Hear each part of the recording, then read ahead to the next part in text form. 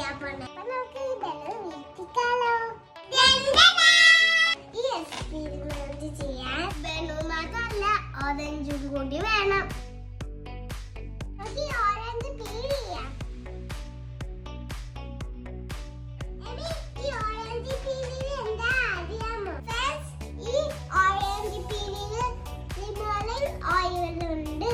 ഈ orange peel ബലൂണിൽ spray ചെയ്താൽ balloon തിന്നായിക്കൊണ്ട് നമ്മൾ എങ്ങനെ സ്പ്രേ ചെയ്യുമ്പോൾ ബലൂൺ പൊട്ടിപ്പോകും. ഇപ്പൊ മനസ്സിലായോ? നമുക്ക് ചെയ്ത് നോക്കാം.